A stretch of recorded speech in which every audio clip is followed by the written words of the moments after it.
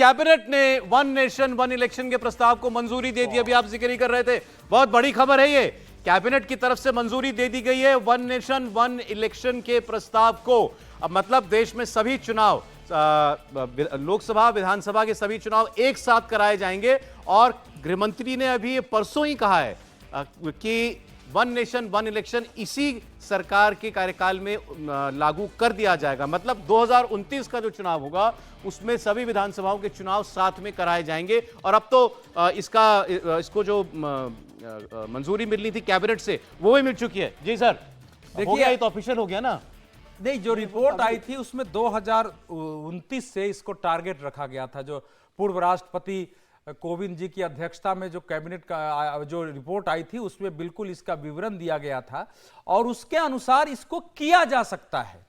तो सरकार ने एक साहस दिखाया है और जो पार्टियां उसमें आई थी उसमें से मतलब 2/3 पार्टियों ने इसका सपोर्ट किया। पहले इसका मतलब समझना आपसे, कैबिनेट ने अगर इस प्रस्ताव को मंजूरी दे दी तो मतलब ये कि ये यही सरकार लागू भी करेगी ना? यही सरकार लागू करेगी। ऐसा नहीं है। तो फिर क्या मतलब कैबिनेट से पास? कैबिनेट तो फर्स्ट फेज है ना। कैबिनेट जब तक उस प्रस्ताव को पास नहीं करेगी फिर उसको वो सरकार पार्लियामेंट में लेकर जाएगी। महत्वपूर्ण है ना। होम मिनिस्टर कह रहे हैं ये सरकार लागू करेगी, कैबिनेट अगले दिन पास कर दे रही है। कैबिनेट पास करने से कोई फर्क नहीं पड़ता ना।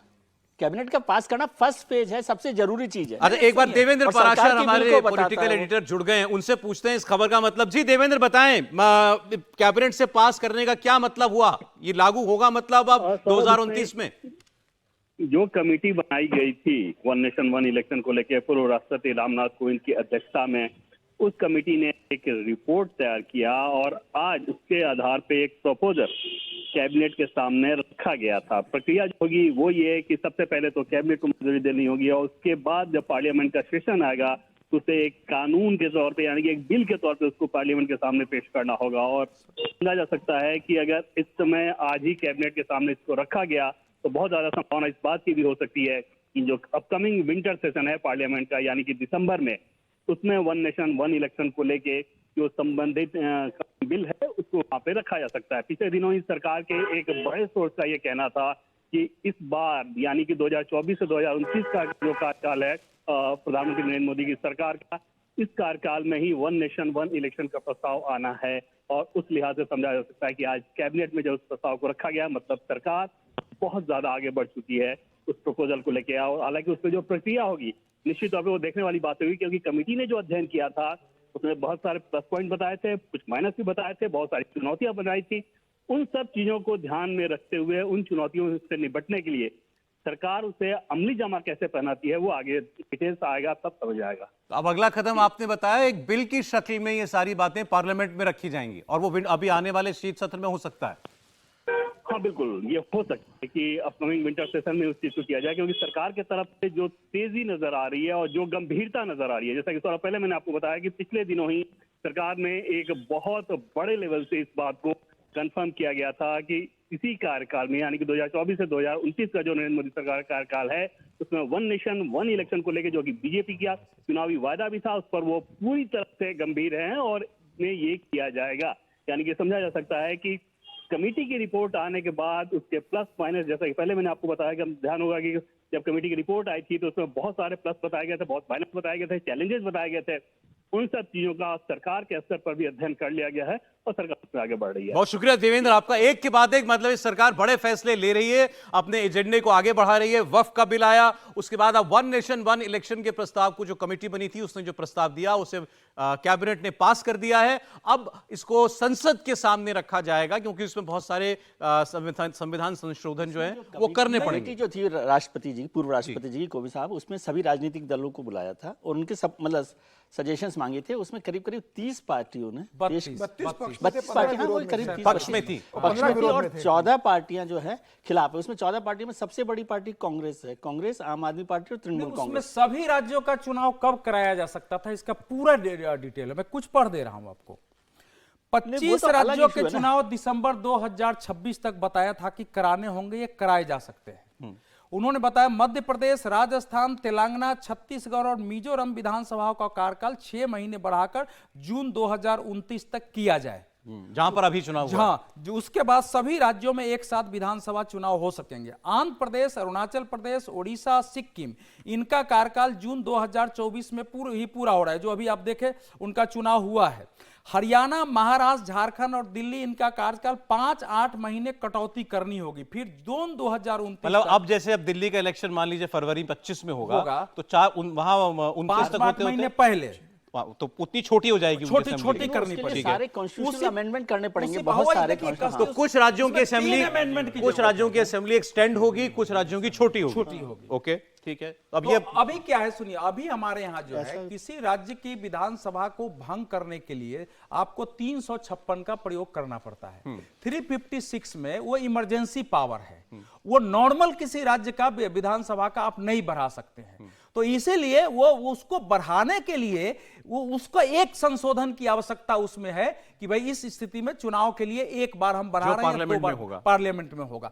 दूसरा यह है कि राज्य का कार्यकाल घटाने के लिए संशोधन की जरूरत नहीं हो, विधानसभा स्वयं पारित करके अपने राज्य को भंग करने का प्रस्ताव कर सकती है। इसी तरह कोई विधानसभा उस वक्त ना करे फिर नहीं, फिर उसके बाद सेंटर जो है वो अभी तक तो नहीं आया। देखिए 47 में से 32, 1-2 विधानसभा नहीं कर सकती है, तो नहीं कर सकती है, उसका भी इसने बताया कि उसमें हम क्या करेंगे। देश में जब आजादी के बाद से बहुत वर्षों तक सारे चुनाव एक साथ ही होते थे ना? 1967 तक, अच्छा 1967 तक सभी राज्यों में एक साथ चुनाव हुए। उसमें 9 राज्यों में संविध सरकारें बन गई अलग अलग पार्टियों की।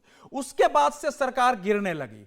1977 में फिर जब जनता पार्टी की सरकार बनी तो उसने ज्यादातर कांग्रेस राज्यों को भंग कर दिया और चुनाव करा लिए। फिर जब इंदिरा जी 1980 में आई तो फिर उन्होंने सारे भंग कर दिए। तो उस समय से सारे अंतराल गड़बड़ हो गए और 90 के दशक से जो हमारे देश में अस्थिरता का दौर आया अल्पमत सरकारों का, उसमें सरकार गिरने लगी है। तब से ये सारा मामला ये गड़बड़ हुआ। अच्छा, अगर बीच में कोई विधानसभा मतलब कोई सरकार गिर जाएगी तो क्या करेंगे?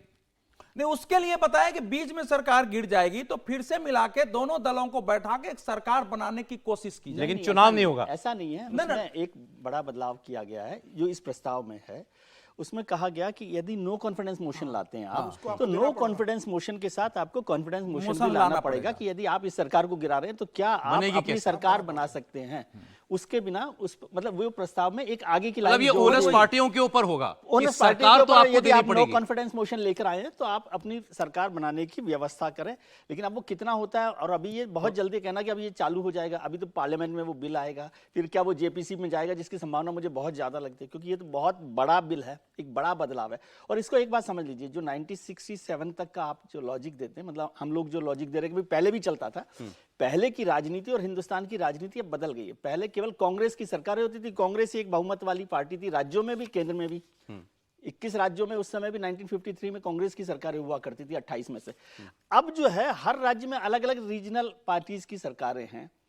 वहां पर भी दो बड़ी पार्टी, जैसे तमिलनाडु है डीएमके, AIADMK है, बीजेडी है, वहां टीएमसी है। तो उस सब में बहुत सारे बदलाव हुए हैं और ये क्या डेमोक्रेटिक सिस्टम को मैच्योर करेगा कि नहीं। जब पार्टियां ही सहमत हैं इससे, तो 32 पार्टियां बताया आपने सहमत हैं, नहीं तो लेकिन 14 पार्टियां नहीं भी सहमत हैं, तो और वो भी बड़ी पार्टियां हैं। लेकिन दो बड़े 2029 के चुनाव में 2 बड़े डेवलपमेंट देखने को मिलेंगे सर। एक तो वन नेशन वन इलेक्शन का रहेगा, और दूसरा जो 33% आरक्षण है महिलाओं के लिए जो 2029 के अंदर लागू करना है वो भी होगा, और सीटों का जो परिसीमन होने वाला है और वो होगा। तो पूरी 29 का इलेक्शन मेगा इलेक्शन होने वाला है। 800 से ज्यादा सीटें रहेंगी, 33% महिलाओं के लिए आरक्षित रहेगी, और वन नेशन वन इलेक्शन होगा। मुझे लग रहा है सरकार उस दिशा में बढ़ गई है। एक बार ये पूछ लूं, क्योंकि आपने बताया कि 32 इसके समर्थन में है, वन नेशन वन इलेक्शन के 14-15 इसके खिलाफ हैं। पार्लियामेंट में ये सरकार पास करा पाएगी इसको? नहीं, देखिए मुझे लगता है कि ये हम लोग थोड़ा सा यूं बात कर रहे हैं। एक तो हम लोग सब जब बात कर रहे हैं तो 2029 कह रहे हैं, तो ये पहले दिन से तय है कि 2029 से पहले नहीं लागू होने वाला है। 2024, 25, 26 और 28, 27 में भी, लेकिन 28 लगातार ढेर सारे राज्यों के एक समूह में कहें तो किसी में 5 है, किसी में 4 है, किसी में 6 है, एक बार तो 10 भी है। वो कौन सा मुझे ठीक याद नहीं आ रहा है। उन सारे राज्यों की विधानसभा का कार्यकाल आगे और पीछे करने के लिए एक स्पेशल प्रोविजन इसी में लाने की बात है। अब वो सब कुछ क्या पहले लोकसभा और राज्यसभा में पारित हो जाएगा? अभी जब हम जनगणना की बात करेंगे उसके अगले चरण पे जाएंगे कि जनगणना के बाद हम कहें कि परिसीमन के बाद हम कहेंगे कि अब एक साथ चुनाव, और एक साथ चुनाव में विधानसभा लोकसभा एक साथ होगी। इसमें यह भी सुझाव है कि उसके 3 या 4 या 6 महीने बाद पंचायत के भी चुनाव एक साथ करा दिया जाए, यानी 6 महीने के भीतर देश के सारे चुनाव खत्म, 4.5 साल तक पूरी तरह सरकार काम करेगी। ये अच्छा निर्णय है, अच्छा हो सकता है, लेकिन एक पार्टी की सरकार के अलावा जो है पहले वो कंटिन्यूएशन में चलता आ रहा था, अब आपको व्यवस्था कंटिन्यू करनी है, तो ये आसान काम नहीं है। अभी तो सदन में आए, इस पे बहस होगी, बहुत लागू 29 में होगा, पास तो अब इसी साल शायद कराना पड़ेगा सरकार को। जो बात हुई अभी धीरे धीरे बताया कि ऐसा कोई थोड़ी नहीं कि अभी पास कराना तो अभी तो क्या होगा, अगर आप रख देंगे पार्लियामेंट में तो अलग बात है। एक प्रस्ताव और रखा गया था जो ये वन नेशन वन इलेक्शन में, कि इसको 2 फेज में शुरू किया जाए।